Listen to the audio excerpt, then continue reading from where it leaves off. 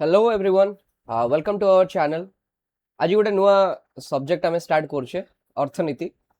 अर्थनीति विषय में जब इंट्रोडक्शन टिके दरकार तुम मानक कि आम अर्थनीति कहीं पढ़ुचे ताले आमर अच्छी क्लास 9th गोटे मु वीडियो अपलोड करी सामाजिक विज्ञान कौन एवं आम कहीं पढ़ुचे से विषय तुम डिटेल जापर आम भूगोल अर्थनीति कि से राजनीति विज्ञान हो इतिहास हो आम कौन पढ़ुचे या किपरि पढ़ा दरकार समाजशास्त्र रहा लोक प्रशासन रहा तो यही सब जो सब्जेक्ट रहा कहीं पढ़ा जाए केमती पढ़ा जाए से विषय तुम सविशेष तथ्य पाइपर।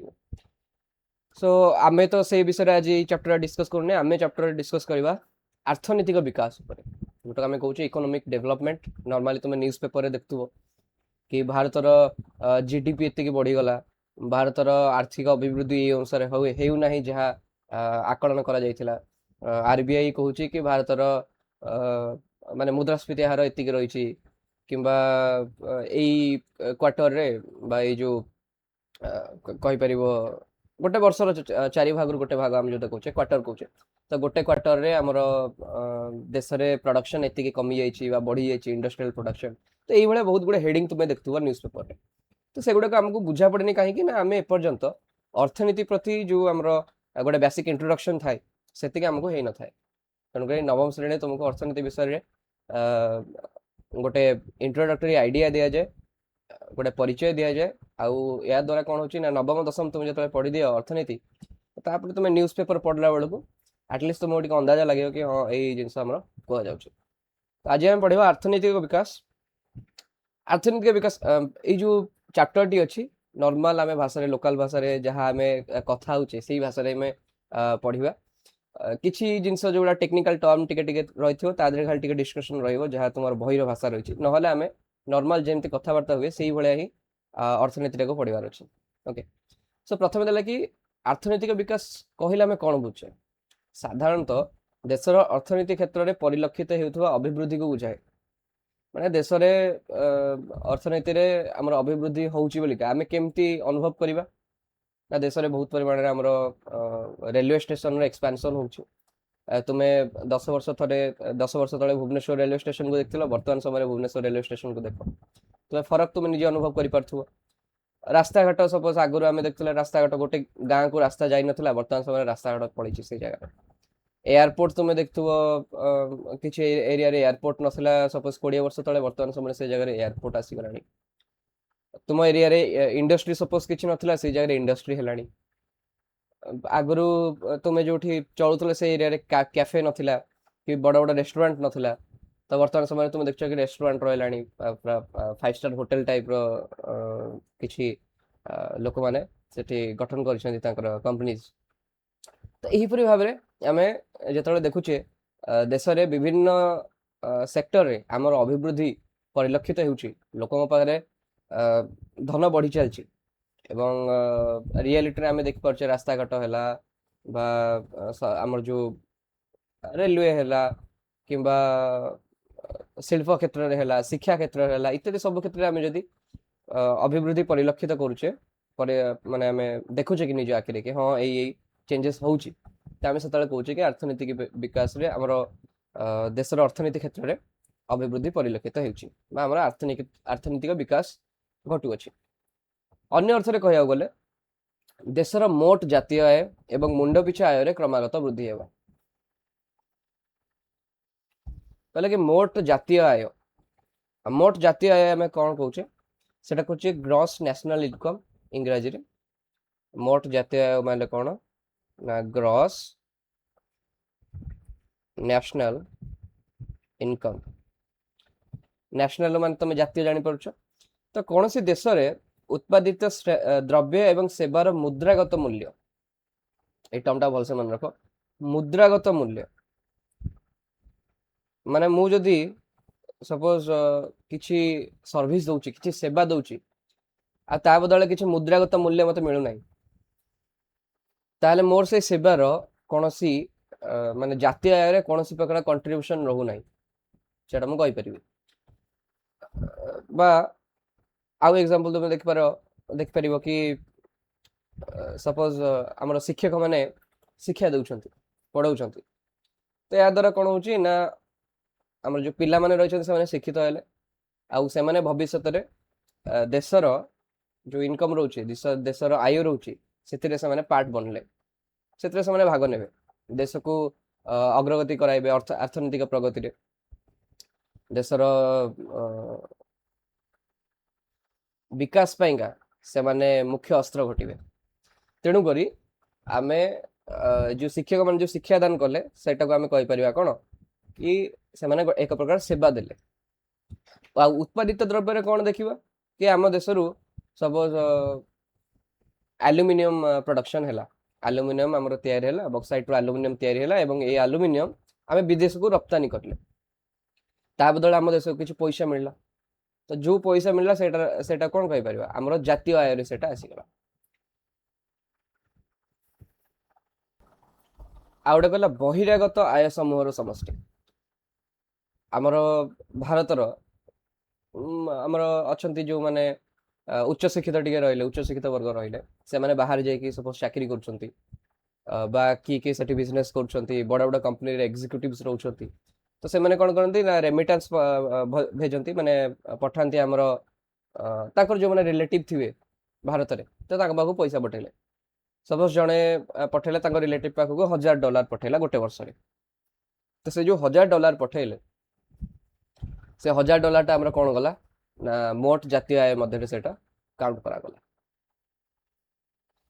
तो तुमर जातीय आय रे आहुरी भी कंपोनेंट्स अछि किंतु नवम श्रेणी तुमर बही रे जति की अछि डेफिनेशन अनुसार आमे सेति की बर्तन डिस्कस करले कि कोनोसी देश रे उत्पादित द्रव्य एवं सेवार मुद्रागत मूल्य एवं बहिरागत आय समूहर समष्टि को सेही देशर मोट जातीय आय कहवा जाय ता माने मोर कोन रहइला मोट जातीय आय रे गोटे रहइला उत्पादित द्रव्य प्लस सेवा सेवा आम जो देखुचे बैंकिंग देखुचे भाई जो आईटी सर्विसेज देखुचे सूचना एवं प्रजुक्ति विद्या से गुड़े जाउछ सेवारे प्लस बहिरागत आय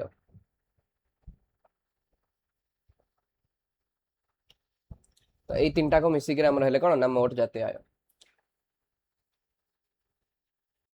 मुंड पिछा आय कहले आम कम बुझे ना जातीय आय को सही देशर जनसंख्या रे आमे जदि भाग करछे ताले उक्त देशर मुंड पिछा आय आकलन करि परिबा जेमते आमे हाराहारी बाहर करथिले हाराहारी रे कोन करथिले कि सपोज 100 टका देइची आ 10 जण पिला मधरे भाग करछे तो जण को पड़ला 10 टका तो ठीक सेमती मुंड पिछा आय होचे हाराहारी कहार ना मोट जातीय आय रो आ एथिरे जो रहउची कहा द्वारा भाग करा होची ना मोट जनसंख्या द्वारा भाग करा होची तेणु मुंड पिछा आय को कह जाए पर कैपिटा इनकम तब टे इंग्लिश टर्म टिके जानि रख जदि कोठी इंग्रजी रे सुनुथो तो पर कैपिटा इनकम जदि तुमे सुनिबा कोन हबो सेटा ना मोट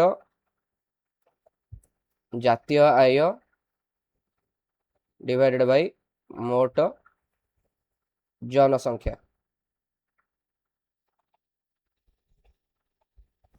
तो ये जो सूत्रटा में देखिले ये सूत्र पे माने तुमे अनुमान करो तुमे तो पढ़िथिबो अनुपात समानुपात पढ़िथिबो तो जदि आमको मुंड पिछा आय बढ़ेबार अछि अच्छा एटा को मुंड पिछा आय लिखि दउछ अच्छा ठीक अछि जणा पड़छ मुंड पिछा आय बढ़ेबार अछि आमे कोन करिले मुंड पिछा आय बढ़े परिबा फास्ट होछि आमे लबटा को बढ़े चलिबा माने मोट जातीय आय को बढ़े चलिबा फर्स्ट कंडीशन मोट जातीय आय बढ़ी चलिबा नहले सेकंड कंडीशन कोन मोट जनसंख्या कमे चलिबा माने हरटा को कमे चलिबा आमे जानिछे जदि हरटा कमिला ताले से भग्नांशटा बढ़ी जिवो हमर जो अनुपातटा बढ़ी जिवो तो मोट जनसंख्या हमर कमे चलले नहले मोट जातीय आय को बढ़ी चलले ए दुटा कंडीशन नहीं हमर मुंड पिछा आयटा बढ़िबो तो भारत केस रे कोन होउछ देखो भारत रे वर्तमान जनसंख्या कमेबार ना धरुनी भारत जनसंख्या हमर रेकॉर्ड भांगी चलछि एथर 2026 रो जतले जनसंख्या बाहर जीवो 2027 सुधा तुमे जानि देबो कि भारत जनसंख्या को लेवल पे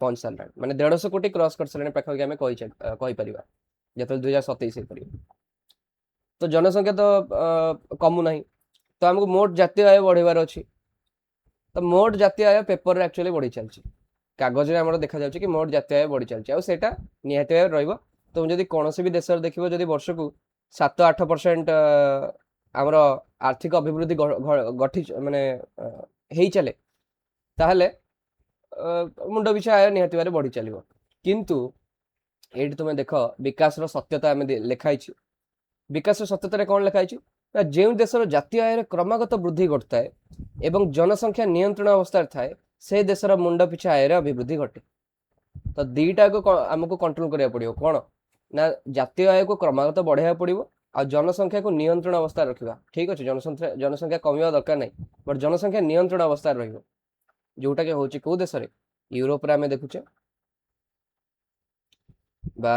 जुक्तराष्ट्र अमेरिका देखुचे माने जापान देखा कोरिया देखा साउथ कोरिया देखा से जगह अवश्य जापान कोरिया पॉपुलेशन कमिबार लगी माने जनसंख्या कमिबार लगी तेणुक प्रोब्लेम हो पारे फ्यूचर पाइंका तेणु जनसंख्या तो आमको नियंत्रण रखा पड़ो माने आम कहूनी कि पूरा कमे दे जनसंख्या नियंत्रण रखिले आम ठीक ठाक रही पार से तार उदाहरण ये देती अनेक आफ्रिकीय देश अच्छा मध्य आफ्रिकीय देश देती जो जनसंख्या को नियंत्रण न कर जो आर्थनैतिक अभिवृद्धि सत्वे से मुंड पिछा आय वृद्धि होना तुम देख केनिया देश देख केनिया देश में बर्तमान भल ग्रोथ चलती आर्थनैतिक अभिवृद्धि घटी चलती अवश्य मुंड पिछा आय भी बढ़ी चलती किंतु प्रॉब्लम कौन ना जनसंख्या कंट्रोल ना जनसंख्या भी से रेट बढ़ी चलती तो जो जनसंख्या भी बढ़ी चलो तो से मुंड पिछा आय वृद्धि घटो ना ना जातीय आय बहुत अधिक रेट रे बढ़ी चलिए ताहले आमे कहीपर मुंड पिछा आय बढ़ी चलला गोटे गुरुत्वपूर्ण तथ्य रहा ये केवल मुंड पिछा आय बा आय सूचक अर्थनैतिक विकास मापकाठी नुहे खाली मुंड पिछा आय बढ़ी चलले आमर अर्थनैतिक विकास घटे ना कहीं भारत में आम जो बर्तमान समय देखा मुंड पिछा आय आमर जो देख रही के ना 2023 रही पाखापाखि 1,85,854 टंका आम जो डॉलर रे देखी चलिए डॉलर रे भारतर 2024 रे हमारा मुंड पिछा आय केते थिला ना 2697 डॉलर 2697 डॉलर गोटे सिग्निफिकेंट नंबर 2697 देखिए बोले किंतु भारत आमर जो रही आमर नेशनल इनकम तुम जो देख चलो तो पृथ्वी रे जिते देश अच्छा पाखापाखि 183 देश मध्य कलना कर पंचम स्थान में आसाला किंतु जो तार देखागला मुंड पिछा आय भारत स्थान था पाखापाखि 136 तो ये तले आम रोचे तो यहाँ तो रहा मुंड पिछा आय बट आ गोटे रहा कौन ना जीवन धारण मान जदि उन्नत नहला माने भारतीय पाखे स्वच्छ वायु नहीं बा शुद्ध वायु कहीपर जलर अभाव रोचे आम पाखे शिक्षा उन्नत मानर नुह स्वास्थ्य व्यवस्था भारत में कहीपर ठीक ठाक अच्छी बट स्वास्थ्य व्यवस्था ओभर बर्डन हो जाऊँगी माने अधिक चाप पड़ जाऊँगी जेहेतु एत संख्यक लोक रही जाती तुम देख दिन दिन धरी पड़ी रोच कैंसर पेसेंट जदि आम कटक रे देखिबो आचार्य हरिहर कैंसर हॉस्पिटल अच्छी से दिन दिन धरी मास मास धरी पड़ी रोचंती कैंसर पेसेंट तो केते दुखदजनक घटना यहाँ कहीं ना भारत हॉस्पिटल आमर से रेट आम बढ़ी पारना किंतु कौन हो कागज पत्र आम देश में जातीय अभिवृद्धि घटुच पत्र रियलिटी रे से जिनस घटना अवश्य समस्त नेता मैंने कहे तुम लुचाइबे कि नाई आम देश बहुत आग को बढ़ी चलती किंतु रियलिटी किसी भी होना ठीक अच्छे रियलिटी रे देश आम अग्रगति करूना तार रिजन तुम निज आखिरे देखिपर खाली गमनागमन सुविधा करदेले एगुड़िक करदेले सेटा ना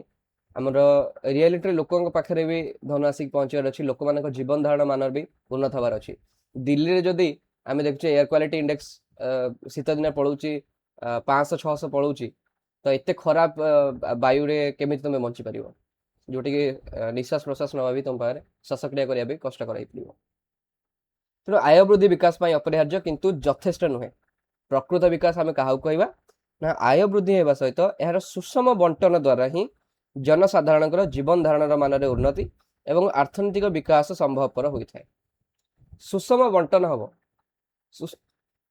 सुषम बंटन आम एग्जांपल कौन देखा सपोज तुम बयस होगा 70 वर्ष रु ऊर्ध्व होगा तुम सरकार तुम पेंशन रखियो पेंशन अमाउंट बड़ अधिक अमाउंट रखिथिବ कि सेतिकी टंका धर गोटे लोक को पेंशन मिला सेतिकी टंका से शांति रे चली परियो तो भारत में सेतिकी अमाउंट रो पेंशन मिलुची कि नाही तुम्हें सपोज अकाल तुम मृत्यु घटला तुम्हें तुमको सरकार तरफ इन्शुरांस व्यवस्था किसी थी दरकार भारत में से व्यवस्था कराई अवश्य बहुत अल्प अमाउंट रो रखाई जो तुम देख जीवन ज्योति बीमा योजना प्रधानमंत्री स्वास्थ्य बीमा योजना एमती आम योजना कराई किंतु स्वास्थ्य व्यवस्था भल योजना कराई जमीक आम देखिपर आयुष्मान भारत योजना प्रधानमंत्री जन आरोग्य योजना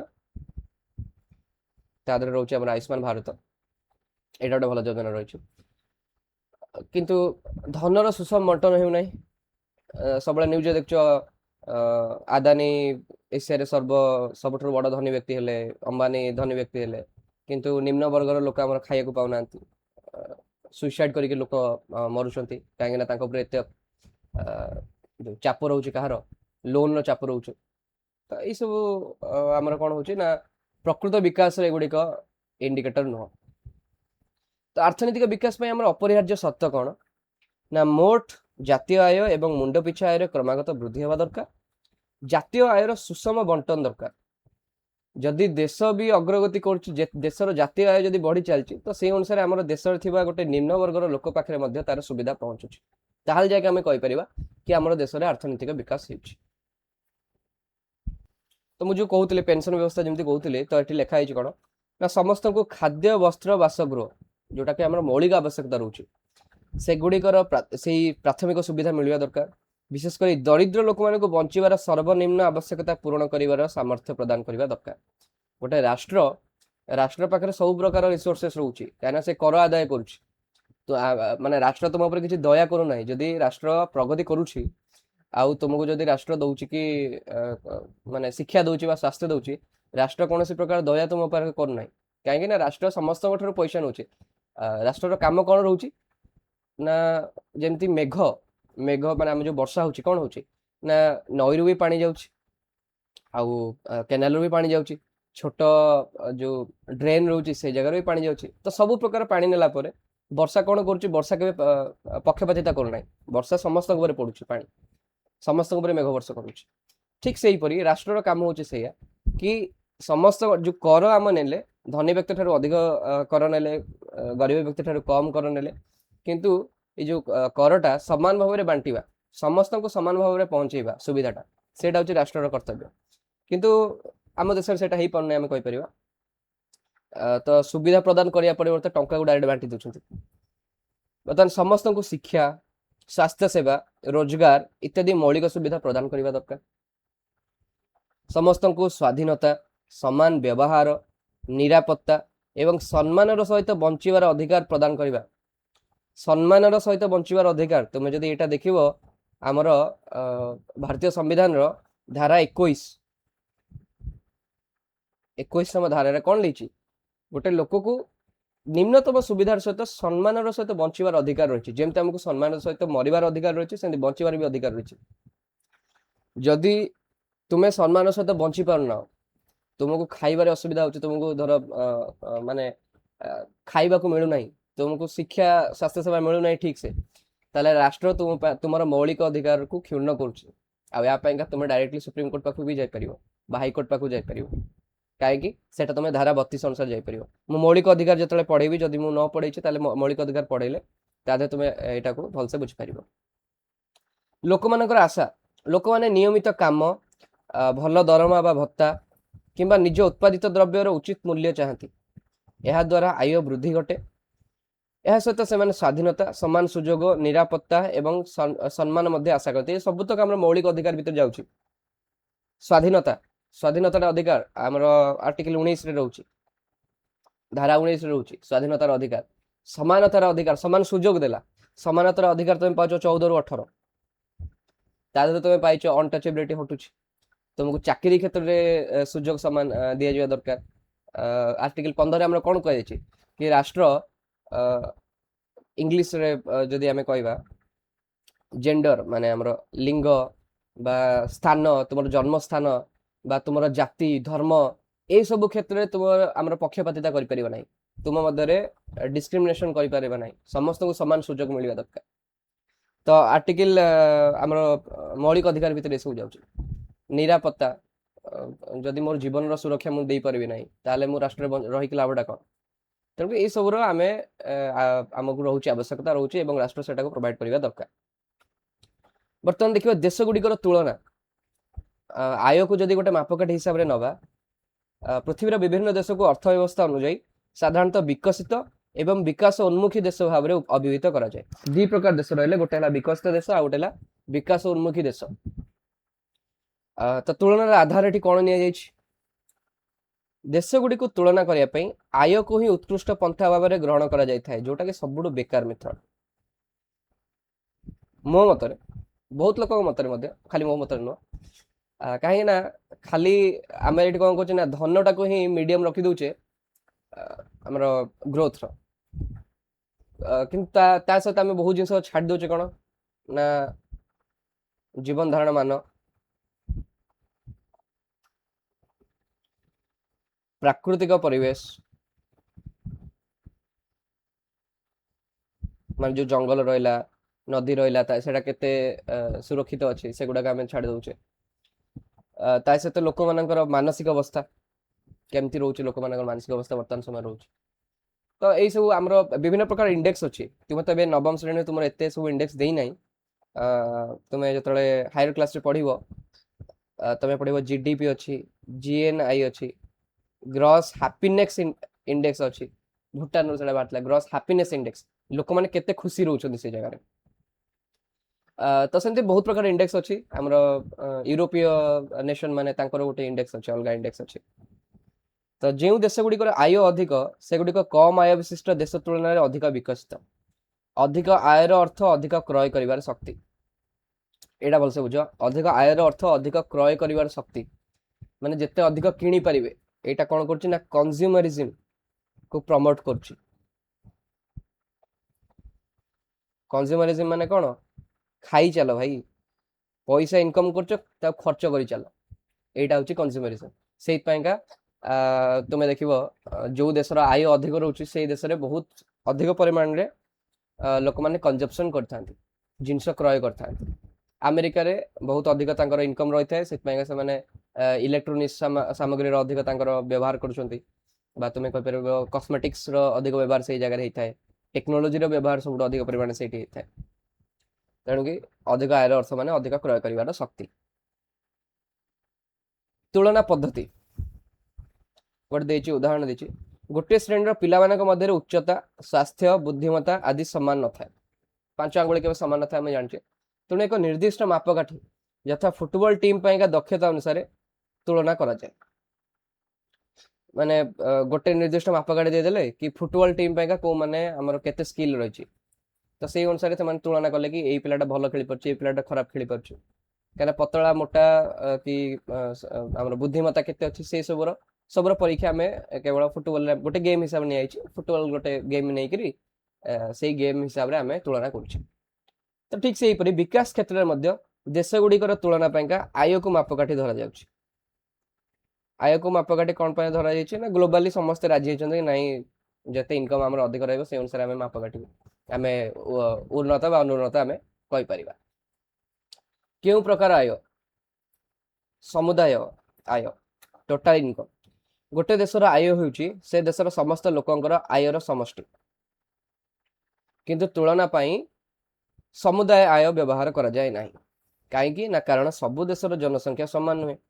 ଭାରତରେ ଯଦି 150 କୋଟି ଲୋକ ସଂଖ୍ୟା ହେଲା, ଆମେରିକାରେ ଧର 35 କୋଟି ଲୋକ ରହିଲେ, ଚାଇନାରେ ଧର 140-145 କୋଟି ଲୋକ ରହିଲେ। ତେଣୁକରି ସବୁ ଦେଶର ତ ଜନସଂଖ୍ୟା ସମାନ ନୁହଁ। ଜାପାନକୁ ଯିବ, ସପୋଜ ସେଠି 11 କୋଟି 12 କୋଟି ଲୋକ ରହିଲେ, ତ ସବୁ ଦେଶର ତ ଜନସଂଖ୍ୟା ସମାନ ହେଉନାହିଁ। ତେଣୁକରି ଆମେ ହାରାହାରି ଆୟ ନେଉଛେ, ହାରାହାରି ଆୟ ଦ୍ୱାରା ତୁଳନା କରୁ। ହାରାହାରି ଆୟ କ'ଣ ନା ସମୁଦାୟ ଆୟ ବାଇ ସମୁଦାୟ ଜନସଂଖ୍ୟା। ଏହି ହାରାହାରି ଆୟକୁ ହିଁ ମୁଣ୍ଡ ପିଛା ଆୟ ବୋଲି କୁହାଯାଏ। ଚାପ୍ଟରଟା ଟିକେ ପିଲେ ବଡ଼ ଅଛି, ତେଣୁକରି ଟିକେ ଟାଇମ୍ ଲାଗିବ, ସୋ ପେସେନ୍ସ ସହିତ ପଢ଼। ମତେ ଲାଗୁଛି କି ଏଇ ଚାପ୍ଟରଟି ପଢ଼ି ସାରିଲା ପରେ ତୁମମାନଙ୍କୁ ବହୁତ ଭଲ ଲାଗିବ, କି ଅର୍ଥନୀତି ଆଉ ଡର ଲାଗିବ ନାହିଁ। କାହିଁକିନା ଅର୍ଥନୀତି ଟୋଟାଲି ନିଜ ଭାଷାରେ ହିଁ ତୁମେ ପଢ଼ୁଛ, କିଛି ନୂଆ ଜିନିଷ ପଢ଼ୁନା। ଯାହା ତୁମେ ଶୁଣୁଛ, ଯାହା ତୁମେ ଦେଖୁଛ, तारी विषय भलसे पढ़ुछ तेणुक सहज चैप्टर। विश्व बैंक आधार रे देश मानकर वर्गीकरण करा जाउछि। विश्व बैंक कौन करछि ना प्रति वर्ष देश गुडी को सेमानकर मुंड पिछा जातीय आय आधार रे वर्गीकरण करे। गोटे वर्ल्ड डेवलपमेंट रिपोर्ट थिला जोटा कि 2006 मसीह रे विश्व बैंक द्वारा प्रकाशित होइतिला। सेही आधार रे हमर हेउछि वर्गीकरण होछि। किंतु एटा एक्चुअली 2006 मसीहा डाटा देछि तम बही अनुसार बही रे जो डाटा देछि मते 2006 मसीहा रे तो वर्ल्ड डेवलपमेंट रिपोर्ट प्रति वर्ष बारे। तो आमर जो रहिला वर्ल्ड बैंक रहिला खाली वर्ल्ड डेवलपमेंट रिपोर्ट से बाहर करनी ता छडा अन्य रिपोर्ट भी हमर बाहर करथाय वर्ल्ड बैंक। गोटे हला वर्ल्ड डेवलपमेंट रिपोर्ट, गोटे हला ग्लोबल इकोनॉमिक प्रोस्पेक्ट जानी था खाली जनरल नॉलेज पाइंगा ग्लोबल इकोनॉमिक प्रोस्पेक्ट्स और डूइंग बिजनेस रिपोर्ट। अच्छा এটা তলক হয়ে গেল।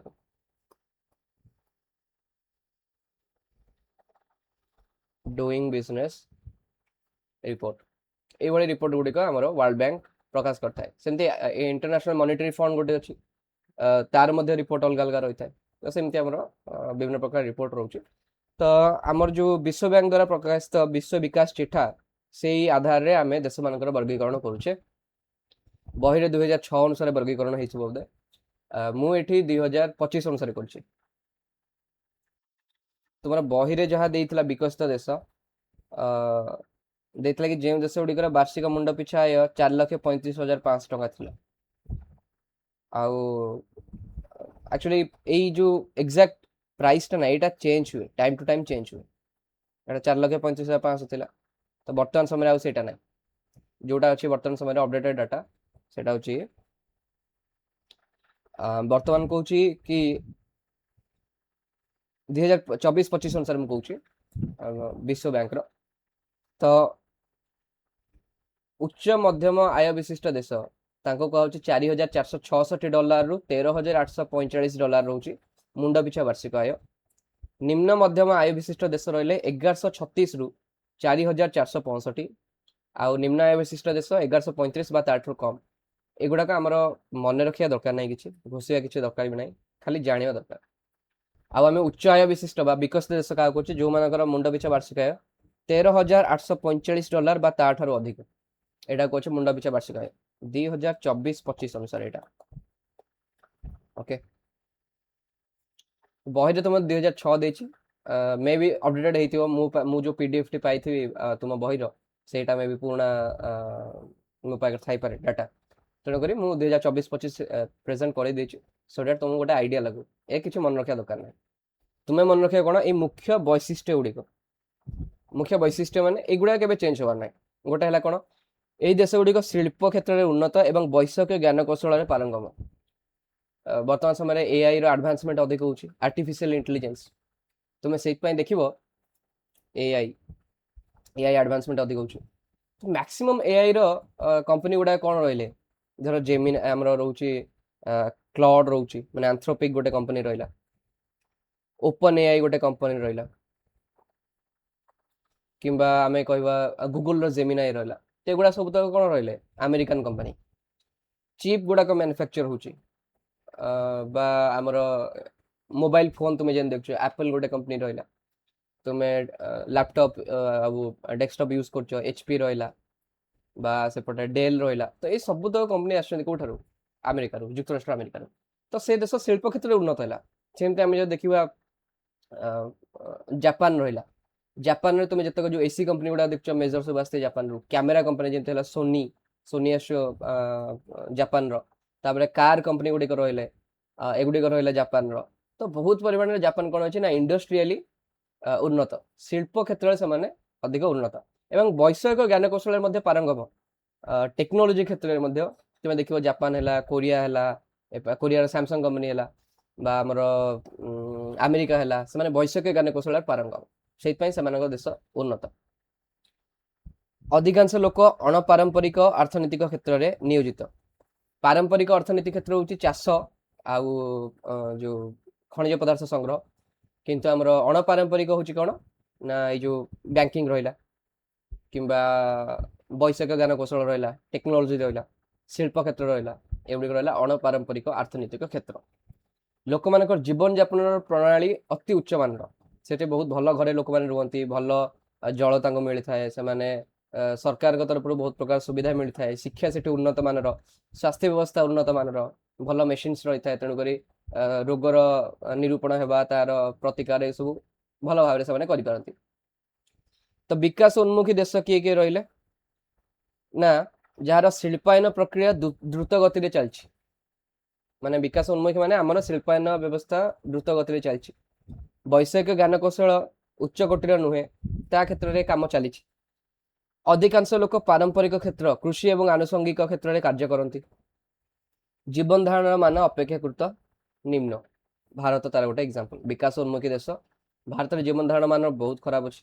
ଅଧିକାଂଶ ଲୋକ ପାରମ୍ପରିକ କ୍ଷେତ୍ରରେ ଚାଷରେ ଏବେ ବି ରହୁଛନ୍ତି, ପାଖାପାଖି 50% ଲୋକ ଏବେ ବି ଚାଷ କ୍ଷେତ୍ରରେ ନିୟୋଜିତ ଅଛନ୍ତି। ବୈଷୟିକ ଜ୍ଞାନ କୌଶଳ ଉଚ୍ଚ କୋଟିର ହେଲେ ମଧ୍ୟ ଆମ ଦେଶର ଏଇ କ୍ଷେତ୍ରରେ ଏତେ ନିଜସ୍ୱ କାମ ନାହିଁ କିଛି। ଏଆଇ କ୍ଷେତ୍ରରେ ଭାରତର ନିଜସ୍ୱ କାମ ବେଶୀ ନାହିଁ। କମ୍ପ୍ୟୁଟର ମ୍ୟାନୁଫ୍ୟାକ୍ଚରିଂ ଦେଖ, ଭାରତର ନିଜସ୍ୱ ନାହିଁ। ଇଲେକ୍ଟ୍ରୋନିକ ମ୍ୟାନୁଫ୍ୟାକ୍ଚରିଂ ଭାରତର ନିଜସ୍ୱ ଏତେ ଅଧିକ ପରିମାଣରେ ନାହିଁ। ଅବଶ୍ୟ ତାମିଲନାଡୁ ସେ କ୍ଷେତ୍ରରେ ଭଲ କାମ କରୁଛି, କିନ୍ତୁ ଭାରତର ନିଜସ୍ୱ ଏତେ ସେଥିରେ ନାହିଁ ଯୋଗଦାନ। ଆଉ ବିକାଶୋନ୍ମୁଖୀ ଦେଶର ବି ଉପବିଭାଗ କରାଯାଇଛି, ମଧ୍ୟମ ଆୟ ଏବଂ ନିମ୍ନ ଆୟ। ତ ମଧ୍ୟମ ଆୟ ଏ ଟଙ୍କା ଗୁଡା ସବୁ କାଟିଦିଅ, କାହିଁକିନା ଏଗୁଡାକ ଠିକ ରେଟ୍ ନାହିଁ।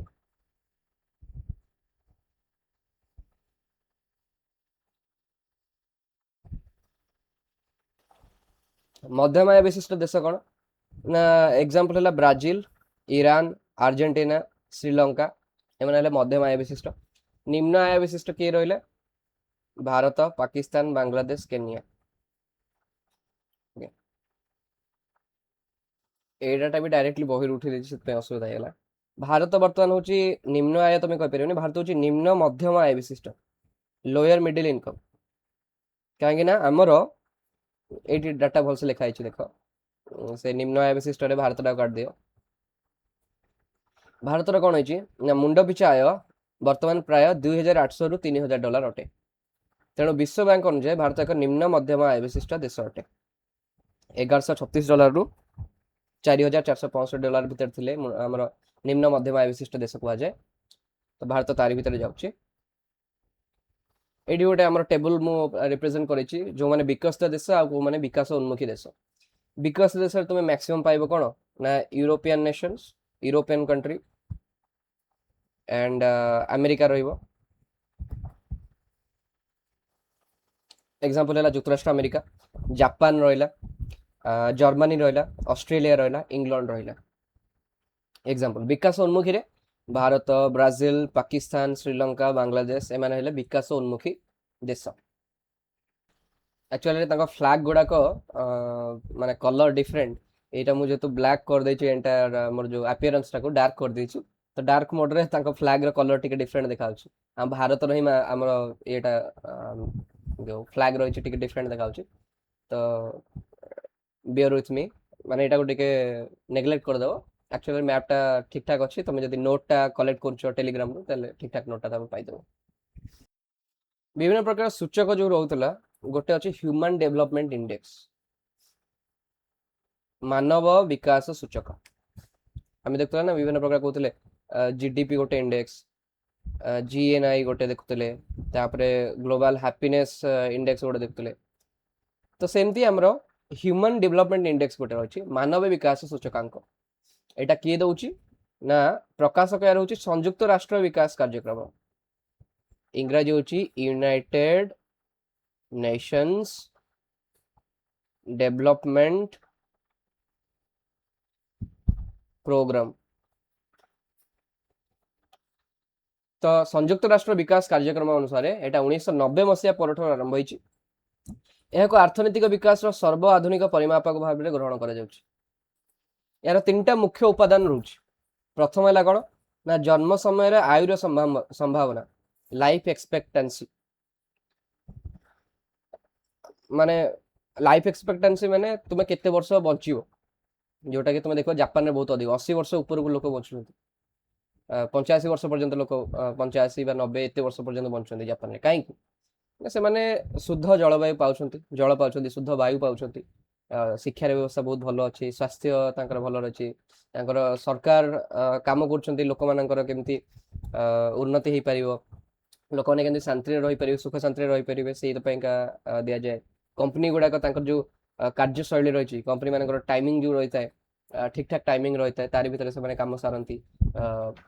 ନିଜର ମାନେ ଶାନ୍ତିର ସହିତ ଜୀବନଯାପନ କରିବା ପାଇଁ ଯାହା ସବୁ ଆବଶ୍ୟକତା ସେଇଟା ଯଥେଷ୍ଟ ପରିମାଣରେ ଯୋଗାଇବାରେ ଜାପାନ ଦେଶ କାମ କରିଥାଏ।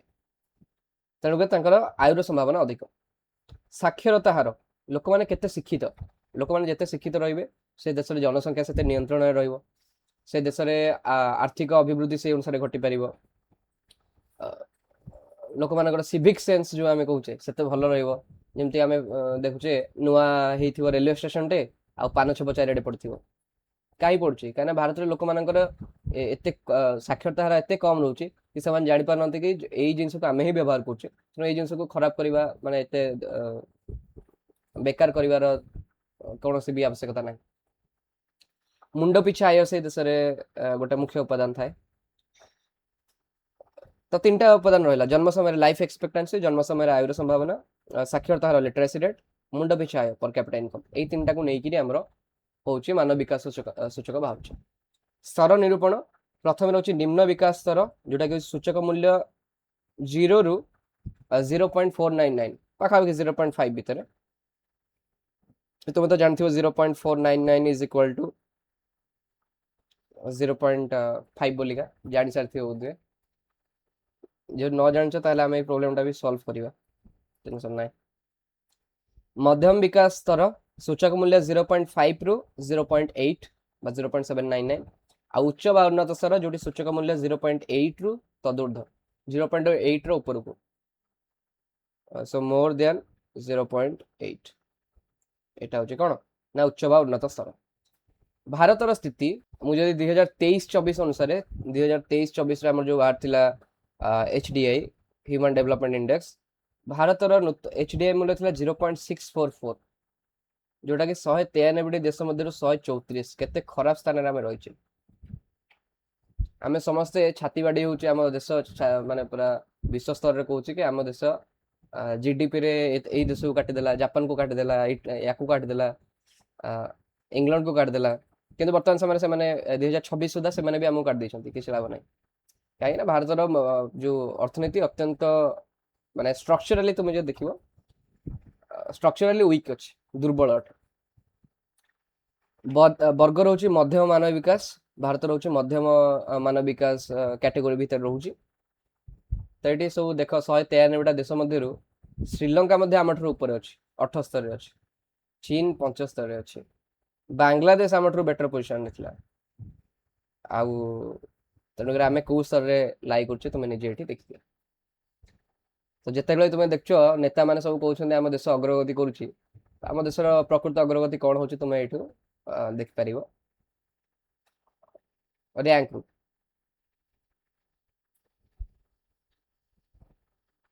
ତ ବର୍ତ୍ତମାନ ଆସିବା ଆମେ ଅର୍ଥ ବ୍ୟବସ୍ଥା ଉପରକୁ ବା ଇକୋନୋମି।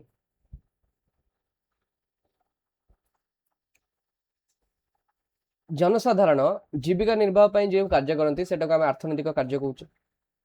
ଯେମିତିକି ହେଲା କୃଷି କରିବା, କଳକାରଖାନାରେ କାମ କରନ୍ତି, ବ୍ୟାଙ୍କରେ କାମ କରନ୍ତି, ଦୋକାନ ଗୁଡ଼ିକ ଲୋକ ତିଆରି କରନ୍ତି। ତ ସରକାର ମଧ୍ୟ ଲୋକଙ୍କୁ ନିୟୋଜନ କରି ଦ୍ରବ୍ୟ ଏବଂ ସେବା ଯୋଗାଇ ଅର୍ଥନୈତିକ କାର୍ଯ୍ୟ କରନ୍ତି। ତ ଅର୍ଥ ବ୍ୟବସ୍ଥାର ସଂଜ୍ଞା କାହାକୁ କୁହାଯାଏ ନା ଅର୍ଥନୈତିକ କାର୍ଯ୍ୟ ଗୁଡ଼ିକ କୌଣସି ଏକ ନିର୍ଦ୍ଦିଷ୍ଟ ଢାଞ୍ଚାରେ ନିର୍ବାହିତ ହେଲେ ସେଇ ଢାଞ୍ଚାକୁ ଅର୍ଥ ବ୍ୟବସ୍ଥା କୁହାଯାଏ। ବା ଅର୍ଥ ବ୍ୟବସ୍ଥା ହେଉଛି ଅର୍ଥନୈତିକ କାର୍ଯ୍ୟର ନିର୍ବାହ, ସଂଗଠନ ଏବଂ ପରିଚାଳନା ପାଇଁ ଏକ ସମ୍ମିଳିତ ଢାଞ୍ଚା। ଅର୍ଥନୈତିକ କାର୍ଯ୍ୟ ତୁମେ କହିପାରିବ, ସପୋଜ ଗୋଟେ କଳକାରଖାନାଟା ତିଆରି ହେବ, ତ କଳକାରଖାନା ତାର ଯେଉଁ କାର୍ଯ୍ୟ ନିର୍ବାହ ହେବ, କଳକାରଖାନାରେ ଡେଲି କ'ଣ କ'ଣ କାମ ରହୁଛି, କିଏ କେଉଁ କାମଟା କରିବ, ଆମର କରେଣ୍ଟ କେଉଁ ଜାଗାରୁ ଅଣାଯିବ, ଆମର ଇଲେକ୍ଟ୍ରିସିଟି ମ୍ୟାନେଜମେଣ୍ଟ ରହିଲା, ମେସିନ୍ ଗୁଡ଼ାକ ଯେଉଁ ରହିଲା ସେଟା ଯଦି ଖରାପ ହେଲା ତା କେମିତି ତାକୁ ରିପେୟାର କରାଯିବ, ସବୁ ଜିନିଷକୁ କଣ୍ଟ୍ରୋଲ କରାଯାଏ କାର୍ଯ୍ୟ ନିର୍ବାହ। ସଂଗଠନ କେତେ କେଉଁ ଲୋକ କେଉଁ ସ୍ତରରେ ରହିବେ, କେଉଁ ଲୋକକୁ କେତେ ସାଲାରୀ ଦିଆଯିବ, ପରିଚାଳନା। ତ ଏଇସବୁ ଗୁଡ଼ିକର ଗୋଟେ ସମ୍ମିଳିତ ଢାଞ୍ଚା ହେଉଛି କ'ଣ ଅର୍ଥ ବ୍ୟବସ୍ଥା। କାର୍ଯ୍ୟ ଏହା ଲୋକମାନଙ୍କୁ ବଞ୍ଚିବାର ଉପାଦାନ ଯୋଗାଇଥାଏ। ଆଉ ମୁଖ୍ୟ ଉଦ୍ଦେଶ୍ୟ ପୂर्ण ନିयोजन विकास दरदाम रे स्थिरता नियंत्रण एवं लोक कल्याण लोक मानकर कल्याण करवा हूँ आमर अर्थव्यवस्थार उद्देश्य लोक मानकर नियोजित करवा काम विकास करवा देशर अर्थनैतिक विकास करवा दरदाम रे स्थिरता आनिबा जेन देखुछ ईरान रे युद्ध होला एवं तेल रेट एपट सेपट हो गला जहाँफल सब जिन दरदाम आमर बढ़ीगला दरदाम जदि बढ़ीगला ताले आम मानकर संचय बेसी हम ना संचय बेसी ना इन्वेस्टमेंट भी कम तो तुम्हें जान दियो ये जदि दरदाम बढ़ ताले संचय कम संचय कहीं कम तुम 100 टकर आगु धर सपोज गोटे आइसक्रीम छाड़ दियो सपोज तुम खाऊ एग्जांपल तुम फेवरेट खाद्य सपोज बिरियानी तुम बिरियानी आगु खाऊ 100 टकर बर्तमान पेट्रोल रेट बढ़ीगला तुम खाऊ बिरियानी से बिरियानी 125 टका होगा तो 125 टका है तुम जब मसक धर 200 टका कमाऊल दिन को धर एग्जांपल गोटे दिन को तुम 200 टका कमाऊल आ गोटे बिरियानी खाऊल बर्तमान 125 टका तुम संचय कमीगला ना 75 टका मात्र संचय आगु 100 टका होता तो संचय कमिले निवेश कमे बा इन्वेस्टमेंट कमिबो इन्वेस्टमेंट कमिले आमे कहि परिबा कि आर्थिक अभिवृद्धि मध्य कमिबो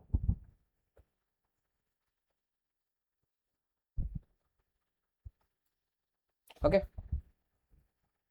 अर्थव्यवस्था निर्वाहित मुख्य कार्य अर्थव्यवस्था कौन कौन कार्य आमर सब थाए केते प्रकार सेक्टर थाए प्राथमिक द्वितीयक तृतीयक ये विभिन्न सेक्टर थाए से सेक्टर रे की कौन कौन काम करती से गुडी सब आमर रहउछि तो प्रथम रहला उत्पादन जो प्रक्रिया रे द्रव्य एवं सेवा विनिमय मूल्ययुक्त उपयोगिता सृष्टि करा जाए सेटा आमर कहा गला उत्पादन उत्पादन माने एटा तो लिखा गला संज्ञा आमर अर्थनैतिक भाषा रे कि जो प्रक्रिया द्रव्य एवं सेवा विनिमय मूल्ययुक्त उपयोगिता सृष्टि करा जाए एक्चुअल रे कौन रहउछि कि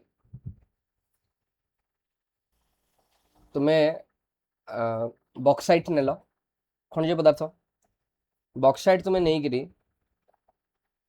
गोटे फैक्ट्री है से फैक्ट्री तुमको आउटपुट देला कौन ना एल्युमिनियम सपोज आ फैक्ट्रीटा है नाल्को तो नाल्को जो बॉक्साइट नेला बॉक्साइट किणला सपोज 100 टकर तादरे खर्च कला आमर विद्युत खर्च कला तादरे श्रमिक मैंने लगिले विभिन्न कर्मचारी अच्छा समस्त मिसईकरी 100 टकर प्रोडक्ट को सपोज 200 टका तैयारी करी बाहर को नेला तो सेटा कौन है जो विनिमय जो अर्थटा विनिमय करागला तो से विनिमय उपयोगिता सृष्टि कराला माने एल्युमिनियम जो 200 टका है बॉक्साइट तुम एमती कौन व्यवहार कर बॉक्साइट तुम कौन व्यवहार कर कि एल्युमिनियम तुम जान बहुत जगह व्यवहार है तुम कार फैक्ट्री कह कि एल्युमिनियम तार कह कि अन्य जिते सब तुम व्यवहार कर दैनंदिन जीवन में एल्युमिनियम जिनस से एल्युमिनियम आमर 200 टकर जो एल्युमिनियम कराला 100 टकर बॉक्साइट 200 टकर जो एल्युमिनियम बाहरला तो यही विनिमय मूल्ययुक्त उपयोगिता से सृष्टि कला उत्पादन मान जो 200 टका आम दौचे एल्युमिनियम पाइका सेटा आम व्यवहार पाइका व्यवहार हो व्यवहार पाइका आवश्यक माने आमर निजर आवश्यकता को मेंटा तो आम कहीपर तो से उपयोगिता सृष्टि करुचे तेणुक यहाँ आम कहले उत्पादन उदाहरण है लुहापथर लुहा है धान चाष है पाउरुटी है तो धान चाष भी तुम एग्जांपल नहीं पार धान नहीं कि तुम कौन कर धान तुम चाउल कर चूड़ा कर अन्य जहाँ खाद्य पदार्थ तुम दरकार भात कल तो एमती प्रकार तुम प्रोसेस कल तो धान जो मैंने चाष कले से मैंने चाष कर धान बाहर कले जो परिश्रम कले से परिश्रम मूल्य कौन है धान आकार आम देखुचे बिकिले से माने तो उपयोगिता से सृष्टि कले से यहाँ कहला उत्पादन तापर आसला में उपभोग जीवन धारण करने द्रव्य एवं सेवार उपयोग को उपभोग कहुए तो अल्टीमेटली कौन है उत्पादन कौन कला ना उपभोग पाइका कंचामाल जोगेला उत्पादन तो गोटे कंचामाल व्यवहार होकर उपयोगिता सृष्टि करेला तो से जो प्रोडक्टा बाहरला तादर जो वस्तुटा बाहरला सेटा उपभोग करा कंजप्शन बाहरला तेणु आम बचापी द्रव्य एवं सेवार उपभोग करते उपयोग करते जमीक आम खाइबा खाद्य दरकार लज्जा निवारण पाइंका हमको वस्त्र दरकार, रहिया पाइंका हमको बासगृह दरकार, धान चाष करके हमको खाद्य जोगाइला, तेणुक आम खाद्य द्रव्यर उपयोग कले उपभोग करें। उदाहरण है भोक है खाद्य खाइबा। उत्पादन ये लिखाई सिंपल एग्जांपल ये देखिए, उत्पादन इजिकल टू उपयोगितार सृष्टि, उपभोगिता है उपभोग है उपयोगितार अंत। ओके, उत्पादन है उपयोगितार सृष्टि एवं उपभोग है उपयोगितार अंत। एवं तापर आसला संचय एवं पुंजी घटना। संचय कौन ना उत्पादन उपभोगटा को माइनस करदे, आम केते टंका आय करुचे केते टंका व्यय करुचे सेटा हमर होचे संचय। ओके, उत्पादन एवं उपभोग तारतम्य को निहति भाव संचय कह जाउची। संचय रु पुंजी गठन हेउची एवं सेही पुंजी उत्पादन वृद्धि रे व्यवहार हेउची। बर्तमान देखिए अर्थव्यवस्थार विभिन्न क्षेत्र। जातीय आय आकलन पर अर्थव्यवस्था को मोटामोटी 4टी क्षेत्र में विभक्त करा जाउची। कौन कौन रहा? प्रथम रहा परिवार, तापर रहा प्रतिष्ठान, तापर रहा सरकार, देन वैदेशिक क्षेत्र। तो प्रथम क्षेत्र एक घरे बास कर एकत्र रंधन कर भोजन कर व्यक्ति मान कह गोटे परिवार। पारिवारिक बिजनेस देखियो बा पारिवारिक भाव आम चाष करुचे, छोट छोट दुकान करुचे बा कौन सी व्यवस्था करुचे, कुकुड़ा पालन करुचे, पशुपालन करुचे, तो सेटा परिवार आम रोचे गोटे अर्थव्यवस्था गोटे क्षेत्र। परिवार ठार टिके बड़ गले आम प्रतिष्ठान जो फर्म कहे गोटे कंपनी कहे गोटे सोल प्रोप्राइटरशिप फर्म कहे आम जो कहे कंपनी कहे कंपनी आम देखुचे प्राइवेट कंपनी अच्छा पब्लिक कंपनी अच्छा शुणुथ सब। तो अर्थव्यवस्था मौलिक उत्पादनकारी संस्था हूँ गोटे प्रतिष्ठान उत्पादन साधन मान आयोजित कर द्रव्य एवं सेवा उत्पादन करे। गोटे कंपनी कौन कर नाल्को गोटे कंपनी है, नाल्को आसला बक्साइट रू आलुमिनियम तैयारी आमको देला, तेणुक नाल्को कौन कला ना उत्पादन साधन मान आयोजित कर द्रव्य एवं सेवा उत्पादन कला। नाल्को ये द्रव्य उत्पादन कला, बैंक सपोज सेवा उत्पादन कला, जो आईटी कंपनी गुड़िक रही से सेवा उत्पादन कर। सरकार कौन करती ना अर्थव्यवस्था को परिचालना करती एवं नियंत्रण करती। सरकार काम रोचे कि अर्थव्यवस्था को परिचालना कर।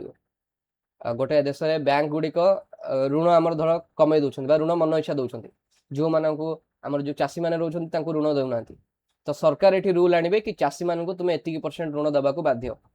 तुम जो ऋण दौच तार 10% कि 20% तुम्हें केवल चाषी मान ही दब। तो सहीटा जो सरकार रूल आने बैंक मैंने मानने बाध्य। जदि बैंक न मानवे तार भारत भीतर व्यवसाय करेंगे ना। तेणुक सरकार हाथ में पावर रोचे अर्थव्यवस्था को परिचालना करने एवं नियंत्रण कर सब प्रकार संस्था। तेणुक जदि गोटे देश में आम कह आर्थिक अभिवृद्धि होना ताले ताई आम मुख्य भाव में दायी क्या करवा सरकार को ही करवा। परिवार एवं प्रतिष्ठान मध्य समन्वय सरकार रक्षा करे। वैदेशिक क्षेत्र कौन ना देश मान मध्य उत्पादित सामग्री आमदानी एवं रप्तानी क्या मध्यम होची ना वैदेशिक क्षेत्र मध्यम होची। पुंजी एवं वैश्विक ज्ञान कौशल आदान प्रदान होता है। फॉरेन सेक्टर कौन होची ना आम देश सपोज आम तैयारी कले आम लुगापटा तैयारी कले बा आम चिंगुड़ी आमर पुरी उपकूल सपोज चिंगुड़ी आम उत्पादन कले, चिंगुड़ी आम रप्तानी करवा क्या युक्तराष्ट्र अमेरिका को रप्तानी कले। तेणु चिंगुड़ी है आम भारत में उत्पादित सामग्री तार रप्तानी आम कले क्या युक्तराष्ट्र अमेरिका को। तेणु यहाँ है क्या मध्यम ना फॉरेन सेक्टर बा वैदेशिक क्षेत्र है। अमेरिका आम आनिले लैपटॉप आनिले भारत को, अमेरिका जो लैपटॉप आनिले तो सेटा कौन है ना आमर आमदानी है, आमदानी है भारत को क्या मध्यम ना वैदेशिक क्षेत्र मध्यम। पुंजी एवं वैश्विक ज्ञान कौशल आदान प्रदान होची। तुम्हें शुणी मझे मझे गूगल भारत में $1 बिलियन निवेश करने राजी होती। भारत सरकार अमुक क्षेत्र में 30,000 कोटी टंका निवेश कर रेलवे सेक्टर में सपोज 30,000 कोटी टंका निवेश करेंगे। तेणु पुंजीर होची आदान प्रदान, वैषयिक ज्ञान कौशल आदान प्रदान होची। बर्तमान देखिबा अर्थनैतिक कार्यावली भितर विभिन्न प्रकार अर्थव्यवस्था आमर क्षेत्र कौन कौन रोचे। प्राथमिक क्षेत्र प्राथमिक क्षेत्र कौन ना जो कार्य जल एवं भूमि भली प्राकृतिक संपद को प्रत्यक्ष भाव में व्यवहार कर उत्पादन करता द्रव्य भूमि उत्पादन कराए माटी तलू उत्तोलन कराए चाष है खनिज उत्तोलन है माछ चाष है एगुड़ी है प्राथमिक क्षेत्र तो भारत में मैक्सिमम लोक यही प्राथमिक क्षेत्र उपर निर्भर कर बचापा सेकेंड आसला माध्यमिक क्षेत्र यही क्षेत्र में मौलिक द्रव्य को कंचामाल रूपे व्यवहार करी कल कारखाना बा शिल्प जरिया द्रव्य उत्पादन कर जो प्राथमिक क्षेत्र उत्पाद रहा सेटा को माध्यमिक क्षेत्र में व्यवहार करागला एवं माध्यमिक क्षेत्र सेटा को कंचामाल रूपे व्यवहार करके कल कारखाना बा शिल्प जरिया द्रव्य उत्पादन करला जमती एग्जांपल है लुहा पत्थर इस्पात है चून पत्थर सीमेंट है बाउंस कागज है कपार लुगा है एगुड़ा तार एग्जांपल तापर आसला तृतीय क्षेत्र यह सेवा क्षेत्र मध्य कह जाए यह मौलिक एवं माध्यमिक क्षेत्र को सहायक सेवा प्रदान करे तृतीय क्षेत्र कौन करे ना मौलिक एवं माध्यमिक क्षेत्र को सहायक सेवा प्रदान करे बैंक बैंक रू लोन नहीं करी एग्जांपल है बैंक बैंक रू लोन नहीं करी चाषी कौन कर उत्पादन कला एवं चाषी जो उत्पादन कला सपोज कपा बाहर कपर आम लुगा बाहर कले एटा कौन है ना शिल्प क्षेत्र है तो तृतीय क्षेत्र ये प्राथमिक क्षेत्र को भी लोन देला द्वितीय क्षेत्र को भी लोन दौची एवं तीनटा के भितर दीटा के भितर कोऑर्डिनेशन भी कराउची यह मौलिक एवं माध्यमिक क्षेत्र को सहायक सेवा प्रदान करिଥାଏ एग्जांपल है वाणिज्य परिवहन जोगाजोग बैंक पोस्ट ऑफिस श्रमिक इंजीनियर एमानक सेवा या छड़ा आउ दुटा सेक्टर अच्छी तुम बही बोध नहीं किंतु मुझे लिखी कौन पाएगा ना वर्तमान समय यहाँ बहुत काम लगुच चतुर्थ क्षेत्र हूँ ज्ञान आधारित एवं सूचनार सेवा तुम्हें देखो गवेषणा बहुत परिमाण हो सॉफ्टवेयर संबंधित गवेषणा है डाटा एनालिसिस है शिक्षा व्यवस्था आम गवेषणा है एगुड़ा जाऊँगी चतुर्थ क्षेत्र में जो देश में गवेषणा जिते अधिक हो रिसर्च एंड डेवलपमेंट जिते अधिक से देश से उन्नत अमेरिका गवेषणा पाखापाखि 1000 बिलियन डॉलर खर्च कराऊँगी जी भारत में तो बहुत कम परिमाण आम कराऊँ पंचमक क्षेत्र रहा सर्वोच्च स्तर निष्पत्ति ग्रहण और नीति निर्धारण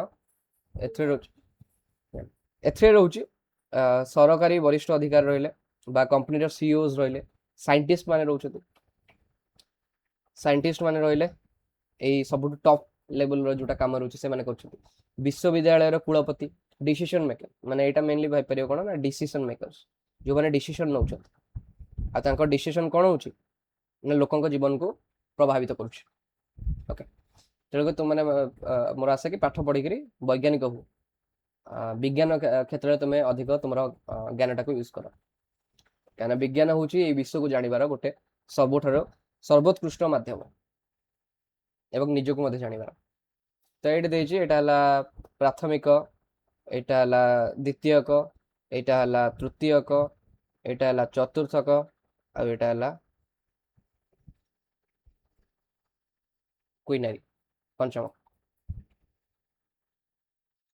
बर्तमान आसले मालिकाना भित्तिर क्षेत्र मालिकाना भित्तिर आम कौन करछे ना केते प्रकार क्षेत्र होची गोटे है घरोई जोटा आम कहे प्राइवेट प्राइवेट रे कौन होची ना मो मन इच्छा मोर जहाँ कर चली मोर प्रॉफिट अधिक दरकार तो मु लोकंकर सैलरी कमेदेली कहीं मोर प्रॉफिट अधिक दरकार मोर अधिक एम्प्लॉय दरकार नहीं मु 5टा एम्प्लॉय काम करि परिबी तो प्राइवेट रे एटरे मालिक व्यक्ति विशेष मालिक होचनी कोन ना व्यक्ति विशेष गोटे मनुष्य बा 2टा मनुष्य 5टा मनुष्य माने प्राइवेट सेक्टर आमे कहूचे पब्लिक सेक्टर माने कोन ना मालिकाना होचे सरकार का हाथ रे जेंति तुमे देखिबो सरकार का हाथ रे बहुत गुडे कंपनी रहिছে जेंति रहला ONGC oil and natural gas corporation तुमे देखिबो ऑयल इंडिया लिमिटेड एडो होचे पीएसयू पब्लिक सेक्टर यूनिट एगुड़ी सरकारी क्षेत्र सरकार कर एथिरे अधिक पुंजी निवेश थाए तेणु एमाने सरकार निर्देश अनुसार काम करथांती थर्ड आसला मिलित क्षेत्र बा उभय व्यक्ति विशेष एवं सरकार तादरे मालिक थांती मिलित क्षेत्र एग्जांपल तुम देखिबो जेंति आगरु थिला मारुति सुजुकी जेतले मारुति सुजुकी थिला तो सुजुकी थिला जापान रो आउ मारुति कहार ना भारत रो तो यही दुटाक भितर आमर गोटे जॉइंट वेंचर होकर जॉइंट सेक्टर आमर रही जो सरकार भी इन्वेस्टमेंट रोला आउ सुजुकी गोटे बाहर कंपनी तेणु गोटे प्राइवेट सेक्टर रहा घर क्षेत्र तार भी ये रहा निवेश रहा तो मारुति प्लस सुजुकी आमर मिलित क्षेत्र में काम करते सो किंतु परे कौन है ना मारुति बोध हुए मारुति सरकार को निवेश कमीगला कि सरकार से टोटली प्राइवेट करदे भलसे मोर एत आइडिया नहीं मारुति सुजुकी उपरे कौन होता तुम से गूगल सर्च कर मत कमेंट जनइला भल लगे देन रहा अर्थव्यवस्थार प्रकार भेद अर्थव्यवस्थार नामकरण मुख्यतः चारोटी भितर कर गोटे हूँ कौन ना संबलर मालिकाना क्या हाथ रही संबलर व्यवहार निष्पत्तिकर्ता संबल केमती व्यवहार हम तार निष्पत्ति किए नौ व्यवहार एवं उत्पादन उद्देश्य कौन होची आम निजे देश व्यवहार करने उत्पादन करछे ना बाहर को रप्तानी करने अन्य देश को रप्तानी करी विदेशी मुद्रा आय करने आम उत्पादन करछे संबलर व्यवहार क्रिया पद्धति आम केमिति प्रकार व्यवहार करछे हमर संबल को तो एग्जांपल तुम देख गोटे है पुंजीवादी पुंजी माने मुक्त बजार अर्थव्यवस्था पुंजीवादी रे केवल गोटे उद्देश्य थाए सर्वाधिक लाभ जिते पार से अधिक लाभ कर चला गूगल कंपनी देखिए गूगल रे एते परिमाण में प्रॉफिट बाहर कि गोटे गोटे देशर अर्थनीति से न उदाहरण यार हूँ जुक्तराष्ट्र अमेरिका जापान पश्चिम यूरोपीय देश एम कौन ना पुंजीवादी एम निष्पत्ति कौन नि जाए ना बजार शक्ति अनुसार बजार जहाँ चाहिए बजार चाहूँ जिनसा 100 टकर बिक्री हो ताले से अनुसार 100 टकर बिक्री करेंगे बजार चाहूँ 150 टकर बजार डिमांड अच्छे 150 टकर जिनसा बिक्री हो तो से 150 टका प्राइस करते यार मालिकाना परिचालना किए कर ना व्यक्ति विशेष कर नेक्स्ट आमर एटा को पुंजीवादी जोटा आम कहे कैपिटलिज्म नेक्स्ट आमर समाजवादी जोटा कि आम कहे सोशलिज्म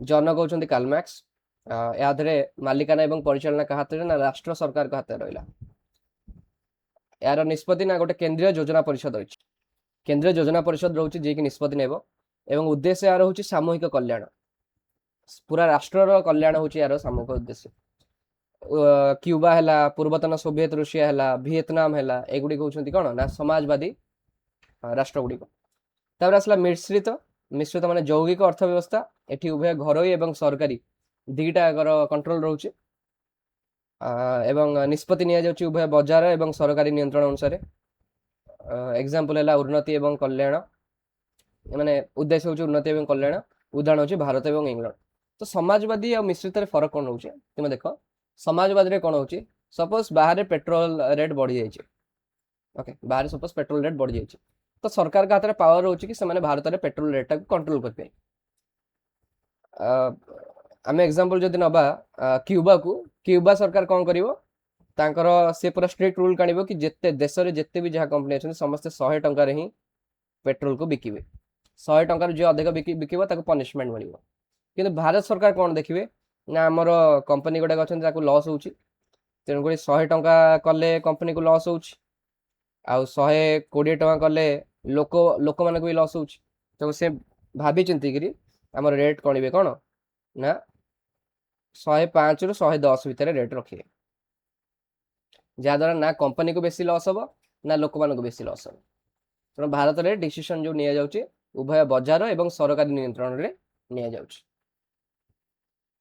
ये जो मिश्रित अर्थव्यवस्था रही है क्यों समय उत्पत्ति होता गोटे आम 1929 मसीह होता ग्रेट डिप्रेशन कहुए महामांदा अवस्था जो समय आर्थिक अवस्था पूरा भुशुड़ी पड़ता सारा विश्व में एवं 1940 दशकर द्वितीय विश्वयुद्ध परवर्ती जटिल परिस्थिति आम मिश्रित अर्थव्यवस्था उत्पत्ति होती यहाँ आम पुंजीवादी एवं समाजवादी मध्य एक संजोग सूत्र अटे तो भारतीय अर्थव्यवस्था कौन है ना गोटे कृषि प्रधान एवं भारत आम जाने गोटे कृषि प्रधान एवं ग्रामबहुल देश अटे इंग्रेज शासन पूर्व जीवन धारण मान आम भारत में उन्नत था किंतु इंग्रेज मान जिते आसिले भारत गोटे उपनिवेश परिणत है एवं इंग्लैंड भारतर कंचा माल व्यवहार करी निज देश को शिल्प उन्नत करदेला आउ स्वाधीनता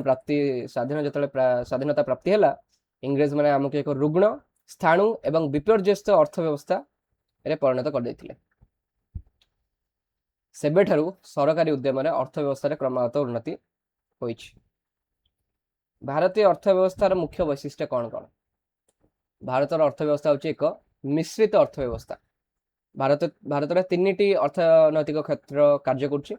ଗୋଟେ ହେଲା ସରକାରୀ କ୍ଷେତ୍ର, ତାପରେ ହେଲା ଘରୋଇ କ୍ଷେତ୍ର ଏବଂ ମିଳିତ ବା ଯୌଥ କ୍ଷେତ୍ର। ସରକାରୀ ଯେମିତି ଦେଖିଛ ଇଣ୍ଡିଆନ୍ ରେଲୱେ, ଭାରତୀୟ ରେଳବାଇ ହେଲା, ଭାରତୀୟ ସେନା ହେଲା, BSNL ହେଲା, ଏମ୍ସ ହେଲା, ଏଗୁଡ଼ିକ ହେଉଛନ୍ତି ସରକାରୀ କ୍ଷେତ୍ର। डायरेक्टली पब्लिक कर सेवा पाइका यहाँ कराଯାଇଛି। सेकेंड है घरोई क्षेत्र, प्राइवेट कंपनी। तुम्हें देख कुटीर शिल्प नहीं पार, कृषि है, पशुपालन है, तुम्हें टाटा मोटर्स देख, विप्रो देख, ये सब कंपनी गुड़ा रही घरोई क्षेत्र। एगुड़िक पब्लिक कंपनी किंतु आमर प्राइवेट सेक्टर जाऊँ, माने पब्लिक सेक्टर जीव माने पब्लिक कंपनी कह मालिकाना को, सेक्टर कह प्राइवेट। तापर आसला मिलित बा यौथ क्षेत्र, सड़क परिवहन, विद्युत उत्पादन एवं बंटन, एगुड़िक रोचे मिलित बा यौथ क्षेत्र। आमर विद्युत उत्पादन एवं बंटन तुम्हें देख टाटा सहित ओडिशा सरकार मिसिकी TPCUDL कर माने टाटा याद कौन कर दायित्व नवा, कलेक्शन रहा, बंटन दायित्व नेला, किंतु सरकार आमर प्राइस निर्धारण करती। सरकार कहते कि तुम्हें जब प्राइस एति बढ़ी दौच ताले असुविधा हम लोक मान, तेणु सरकार सब कंट्रोल करेंगे कि तुम्हें प्राइस टाक ठीक ठाक रखार अच्छे। लोक मान जो विद्युत सेवा दौच तार उपयुक्त दाम रही मूल्य। सरकारी क्षेत्र भूमिका कौन? सरकार मुख्यतः शिक्षा, स्वास्थ्य, जोगाजोग, निरापत्ता जोगाती, जोटे अधिक इन्वेस्टमेंट दरकार पड़ो, किसी लाभ न। शिक्षा क्षेत्र किसी लाभ मिलूँ कि माने प्रॉफिट किसी बाहर कि, किंतु शिक्षार इंपोर्टेंस सब अधिक रही गोटे देश में। से शिक्षार बहुत अधिक इन्वेस्टमेंट दरकार। टीचर मान सैलरी रहा, पिला मान जो आम देखुचे मध्याह्न भोजन दि जाऊँगी,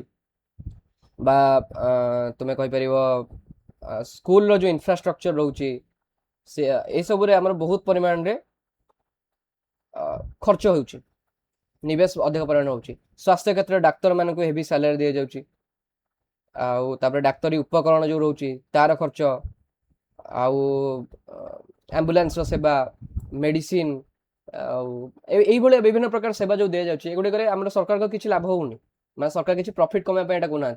एगुड़ी हूँ सेवा जोगाई, जोगाजोग भी है, निरापत्ता है। तो कृषि और शिल्पी आवश्यक भित्तिभूमि और ऋण जोगाती। विभिन्न देखो आमर अच्छे ऑर्गेनाइजेशन नाबार्ड, आमर रूरल सेगमेंट रे ऋण देवाई, कृषि कार्य ऋण देवाई नाबार्ड बैंक टी अच्छे। तो शिल्प भी लोन दि जाए।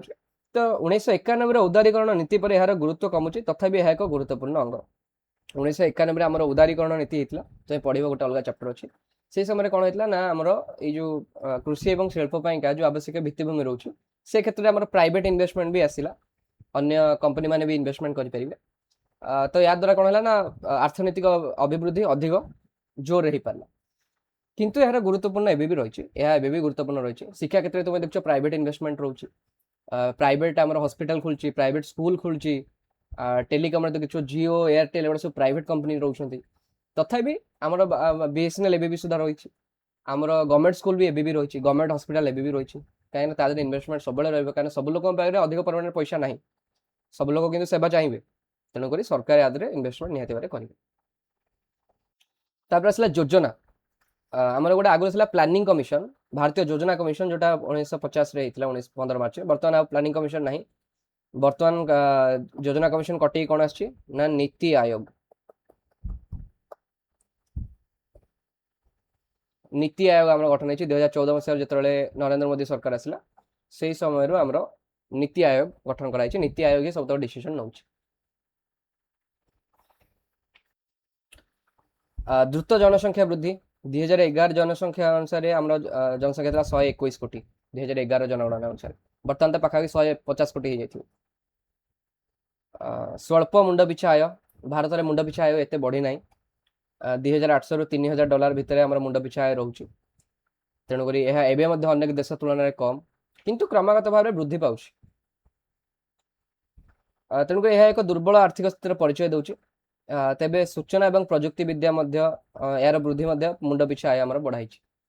आम देखु अधिक परिमाण IT कंपनी गुड़ा जो रही TCS, विप्रो, इन्फोसिस, तापरे L&T Infotech तो ये कंपनी मैंने रही आमर सूचना और प्रजुक्ति विद्यार बहुत परिमाण में आम निजुक्ति प्रोवाइड कर निजुक्ति द्वारा आम प्रॉफिट भी बहुत भल बाहर एवं आम अर्थनीति को आगक बढ़ाई मुंड पिछा आय को आम बढ़ाई कृषि प्राधान्य भारत निहाती भाव जानचे जेहेतु गोटे कृषि प्रधान देश हो यार अर्थव्यवस्था कृषि उपर निर्भरशील किंतु गोटे प्रोब्लेम होची हमर कोन ना मौसमी जलवायु उपरे हमर जलसेचन अधिक निर्भरशील तेणुकर जलवायु जो परिवर्तन होची भारतीय कृषि पाइका एक बहुत बड़ समस्या मौसमी प्रभाव अनियमितता अर्थनीति को प्रभावित करे वर्तमान कृषि अवदान जातीय आय को प्राय 15 ରୁ 18% को ह्रास पाई जातीय आय जो कंट्रीब्यूशन रोला आमर कृषि सेटा एबे मात्र 15 ରୁ 18% रही किंतु निजुक्ति क्षेत्र में देखियो प्राय 45-50% लोक एबे भी कृषि उपर निर्भरशील अटंती माने 50% लोक जो काम कर कृषि रे से माने मात्र 15 ରୁ 18% जातीय आय पाइका योगदान कर तेणुक बहुत कम आम रोचे कृषि जो कौन जातीय आय पाई अवदान आय एवं संपद बंटन अनियमितता तो नीति आयोग गोटे बहुमुखी दारिद्र्य सूचक रिपोर्ट अच्छी 2023 अनुसार भारत में दारिद्र्य बहुत ह्रास पाई 2022-23 सुधा प्राय 11.28% पहुंची तथापि आय एवं संपदर असमानता एक बड़ समस्या हो रही असमानता सब रोचे धनी लोक धनी हो चलते गरीब लोक गरीब हो चलते द्रुत जनसंख्या वृद्धि कर्म निजुक्ति अभाव एवं शिक्षित बेकार संख्या वृद्धि बेकारी को उत्कट कर भारत में बेकारी समस्या बहुत अधिक यार गोटे कारण हूँ कौन शिक्षित लोक मैंने चाहूना छोट कम करने जी गोटे नॉर्मल ग्रेजुएशन भी करदे सी कहे कि ना भाई मुझे करी जो छोट मोट कम 15-20 हजार टकर कम मुझे करी मुझे केवल सरकारी चाकरी करी तो यहाँ गोटे निहती गोटे अर्थव्यवस्था खराब संकेत जो भारतर अधिक परिमाण युवक यही सरकारी चाकरी निज समय बर्बाद कर किसी भी आग को बढ़ी पारना ता बदल आम प्राइवेट सेक्टर रे काम करके जदि 10 वर्ष एक्सपीरियंस गेन करवा देन बहुत आगक जापर तो बेकारी दी प्रकार रोचे ऋतुकालीन बेकारी प्रच्छन्न बेकारी ऋतुकालीन बेकारी हूँ कृषि एक ऋतुकालीन बेपार हो लोक मैंने वर्षर अनेक दिन काम पाती ना आ प्रच्छन्न बेकारी क्या कह ना कृषि क्षेत्र बा कारखाना गुड़िक जोटा 5 जन लोक करेंगे से 15 जन लोक कम करेंगे तो आम कौन कहीपर ना अल्टीमेटली 10 जन लोक बेकार ही अच्छा कहीं 5 जन लोक से कम कर 10 जन खाली एक्सट्रा एमती बेकार रही तो यहाँ को आम बड़का श्रमिक कहे प्रच्छन्न बेकारी ऋतुकालीन बेकारी जो चाष सीजन सरीगला सपोज आम खरीफ फसल सरीगला खरीफ फसल पर से बेकार ही बसिले से मजुरिया काम देखिए ना किसी काम पाइपर बेकार ही बसवे से ऋतुकालीन बेकारी कहला प्राकृतिक संपदर अपूर्ण उपयोग भारत में बहुत परिमाण में जाऊे सौरशक्ति मिलूँ तार संपूर्ण उपयोग हो पारना जलर आमर उपयोग रोचे बेकार परिमाण में उपयोग रोचे जल को आम नष्ट कर चलचे जल संपद को अनुन्नत शिल्प रोचे आम वैषयिक ज्ञान कौशल एत उन्नत मान आम करूना गछ कटा जंगल क्षय आम कर चलचे जलर अपचय करुचे तो यही सब देशर विकास पाइका निहाती भाव में बाधा सृष्टि कर संपदर सदुपयोग होना यही सब आमको ए सब को सुधार पड़ो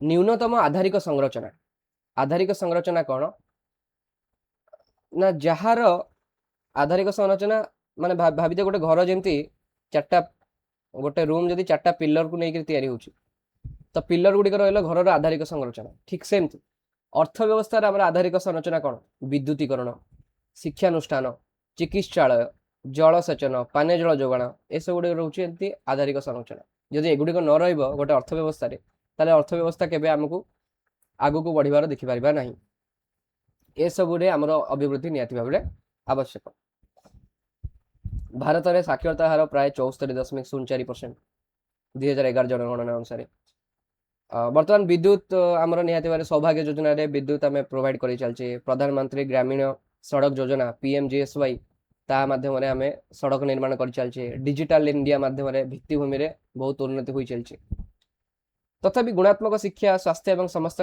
शुद्ध पानीय जल जेपरिक जल जीवन मिशन एबे भी मुख्य आह्वान अटे तो यह सब जानले कौन ना ଉପରୋକ୍ତ ସମସ୍ତ କାରଣଗୁଡ଼ିକ ଅନୁଧ୍ୟାନ କଲେ ଜଣାପଡ଼େ ଯେ ଭାରତ ଏକ ସ୍ୱଳ୍ପ ଆୟ ବିଶିଷ୍ଟ ବିକାଶ ଉନ୍ମୁଖୀ ଦେଶ।